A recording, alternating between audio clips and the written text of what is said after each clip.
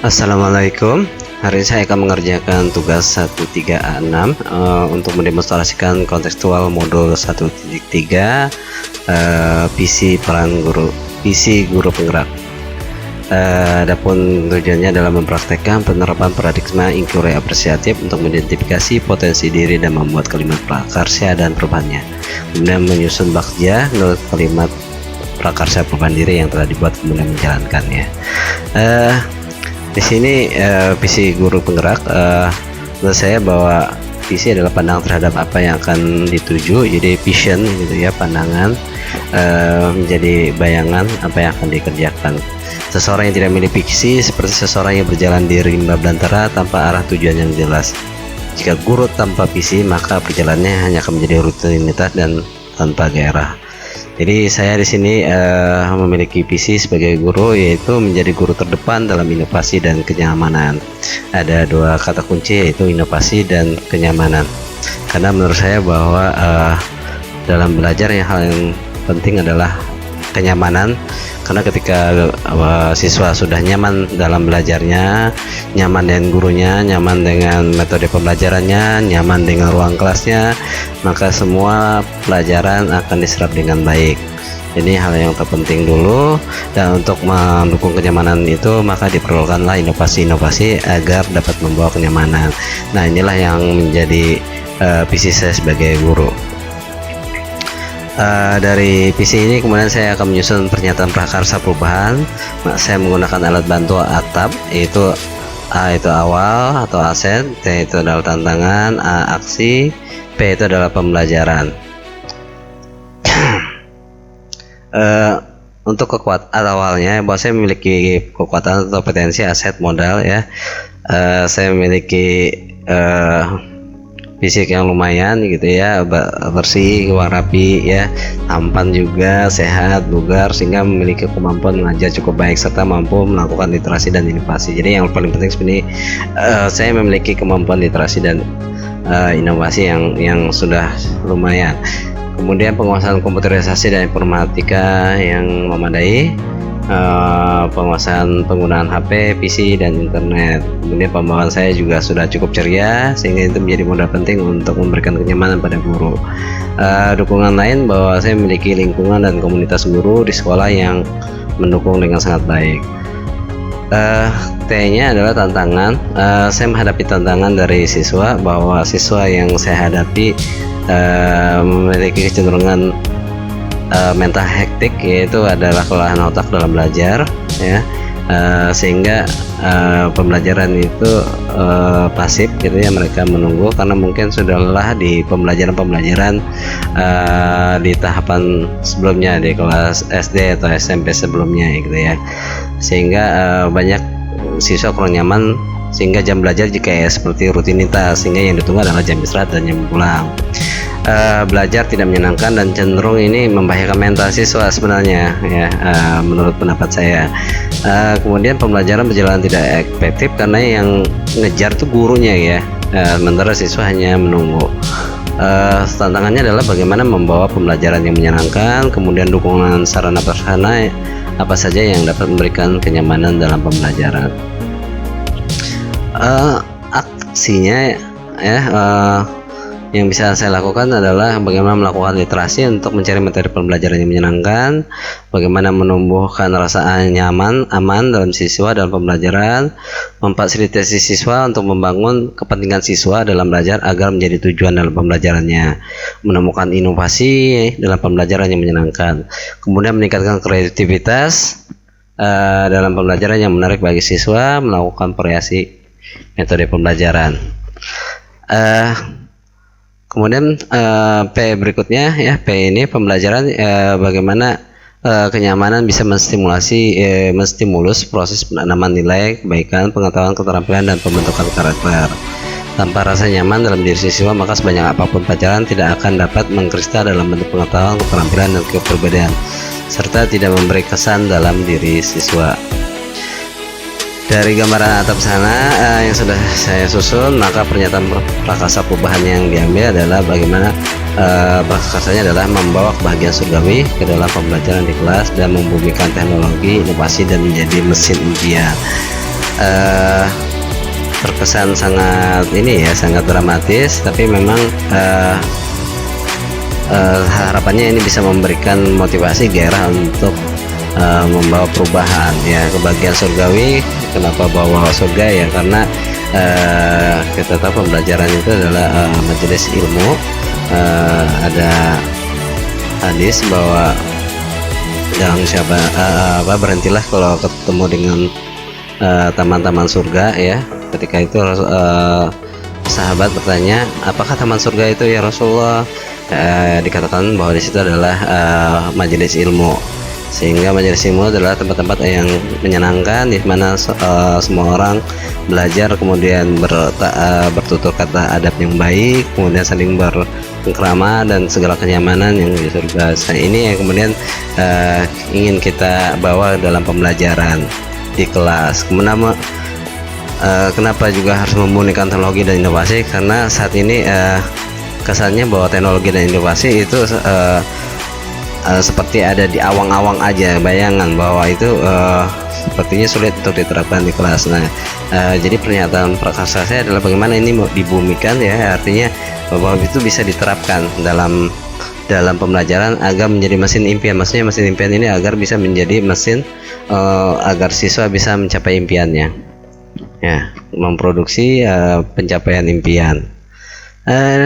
Itu kemudian dari gambaran atapnya. Ini kemudian saya buat rencana pelaksanaannya dalam bentuk bakja.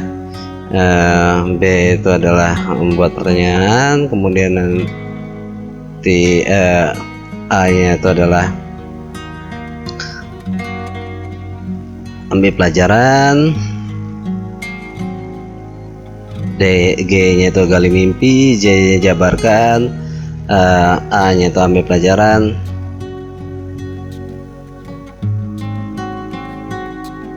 atur eksekusi, dan seterusnya. Oke. B yang pertama baknya buat pertanyaan, pertanyaan utama ya, untuk perencanaan adalah bagaimana membangun pembelajaran yang menyenangkan, yang berbasis inovasi dan teknologi sejalan dengan tantangan abad 21.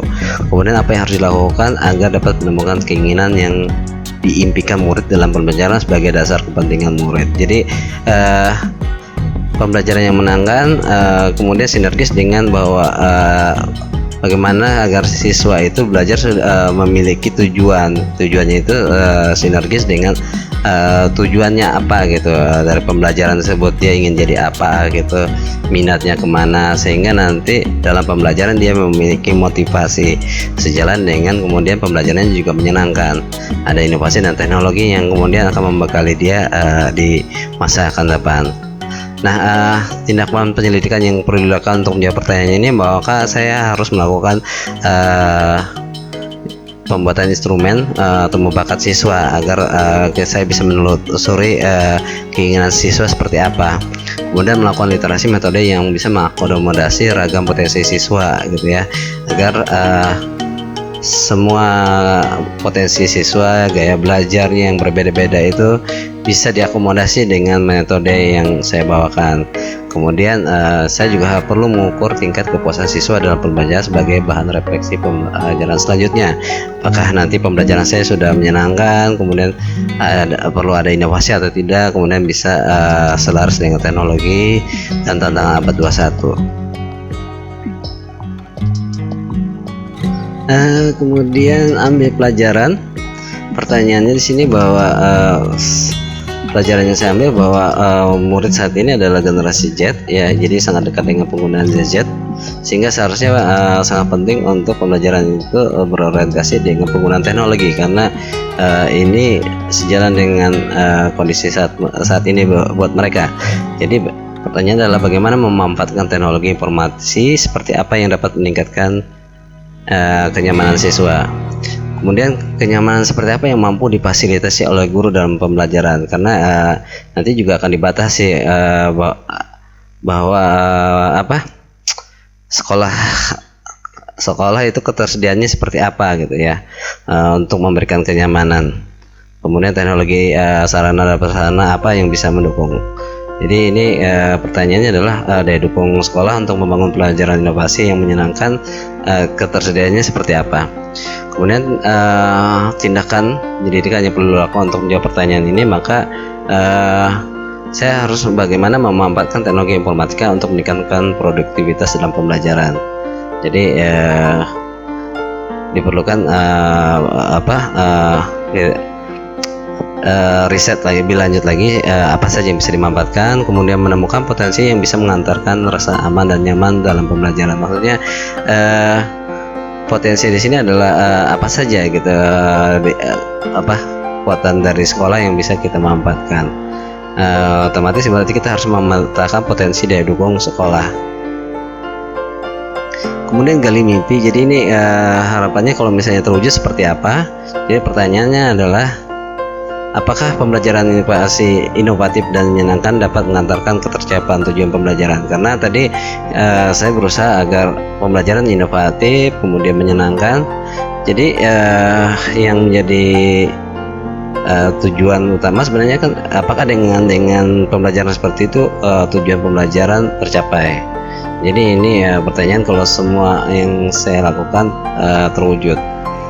Kemudian pertanyaan yang lebih penting, apakah siswa bahagia dalam belajarnya dalam mengantarkan pada pencapaian impian mereka di masa depan? Ini yang juga sangat penting. Apakah ada kepuasan dari siswa ketika belajar dengan pembelajaran inovatif dan menyenangkan?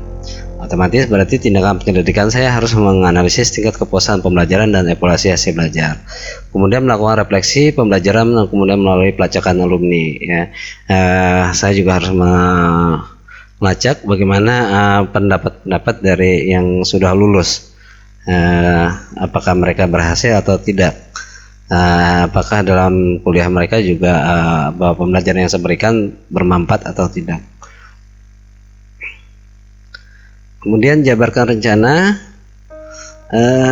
Rencana yang saya lakukan adalah bagaimana agar pembelajaran inovatif dan menyenangkan itu memberikan transfer keceriaan antara guru maupun siswa. Kemudian saya bagaimana belajar literasi lagi, kemudian atau kolaborasi, melakukan riset lebih banyak lagi tentang pembelajaran inovatif yang nyaman bagi guru. Jadi rencananya seperti itu. Sarana prasarana apa yang akan menjadi daya dukung inovasi pembelajaran yang menyenangkan? Jadi ini jabaran rencana saya. Jadi saya harus belajar lebih banyak lagi, lebih banyak literasi lagi, kemudian berkolaborasi dengan guru-guru yang lain yang mungkin memiliki kemampuan yang lebih baik atau memiliki sharing ide yang bisa saya ambil. Jadi daftar tindakan, karena saya ingin belajar menyenangkan, maka rencana saya harus tetap tampil ceria, mempesona, selalu update tren ya, agar tercipta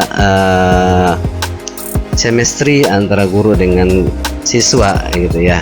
Jadi saya ingin hubungan saya dengan siswa adalah sebagai guru, sebagai orang tua juga, kemudian sekaligus sebagai sahabat dalam pembelajaran. Jadi ada ikatan emosional yang kuat di antara kami, sehingga nanti pembelajaran itu betul-betul seperti layaknya orang tua dengan anaknya gitu ya. Jadi batasannya, tapi tetap dalam batas yang seyogyanya. Kemudian bagaimana memanfaatkan secara efektif sarana prasarana, kemudian melakukan inovasi pembelajaran yang menyenangkan. Ini betul-betul saya ulang-ulang terus, bagaimana menyenangkan. Karena ini titik tekan saya, bagaimana kalau siswa nyaman belajar maka saya pun akan senang. Ini dorongan dari visi misi saya. Kemudian melaksanakan literasi secara mandiri melalui literatur ilmiah, forum diskusi maupun platform yang menyediakan akses literatur pendukung. Salah satunya mungkin melalui PMM. Aktif di komunitas belajar atau aktif mengikuti seminarnya. Saya sering mengikuti seminar-seminar, mungkin kedepannya juga mengikuti workshop yang mungkin bertebaran di online, di internet. Kemudian yang tidak kalah penting adalah melakukan kolaborasi dan sharing praktik baik dengan sesama guru tentang pembelajaran yang menyenangkan. Seperti yang sebelumnya saya singgung, bahwa saya memerlukan ini karena seringkali ada guru-guru yang juga memberikan ide-ide pembelajaran yang menarik untuk diikuti.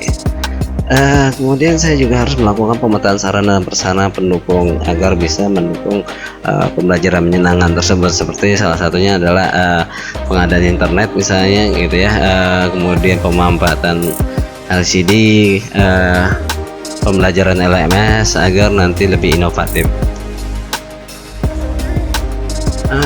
Eksekusi di sini harus menentukan siapa yang akan berperan dalam pengambilan keputusan, kemudian secara berkelanjutan seperti apa nanti keberlanjutannya.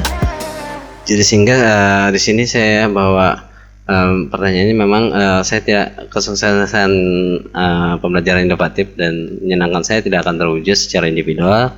Jadi ini harus dilakukan secara kolektif, karena tidak bisa bahwa dalam satu sekolah, satu angkatan itu hanya 1 atau 2 guru saja yang pembelajarannya menyenangkan, yang lain enggak gitu ya.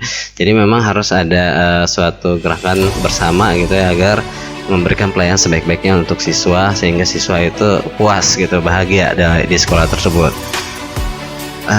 Sehingga di sini menjadi pertanyaan adalah bagaimana saya men-sharing visi misi saya ini, visi saya atau impian saya kepada siswa ini kepada guru-guru yang lain, rekan-rekan guru yang lain, agar bisa mendukung tersebut.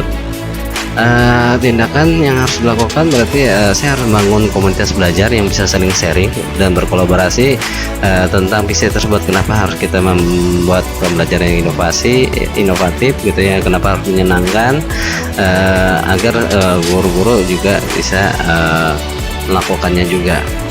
Kemudian ini juga tentunya harus berkoordinasi, berkomunikasi dengan pimpinan, agar pimpinan juga memberikan dukungan, kemudian masukan-masukan terhadap rencana maupun pelaksanaan inovasi pembelajaran. Serta mungkin bisa juga dilakukan workshop berbagi praktik baik, agar nanti kita bisa sharing inovasi apa yang bisa kita berikan pada pembelajaran, kemudian pembelajaran seperti apa yang bisa menyenangkan. Mungkin itu saja yang bisa saya bagikan terhadap demonstrasi kontekstual modul 1.3. Mungkin nanti secara penjabarannya akan lebih jelas bagaimana pada jurnal tertulis nanti, bagaimana aksi nyata yang saya lakukan setelah demonstrasi ini. Jadi itu saja, kurangnya saya minta maaf. Billahi taufiq wal hidayah. Assalamualaikum warahmatullahi wabarakatuh. Salam inovasi. Semoga tetap bahagia. Terima kasih.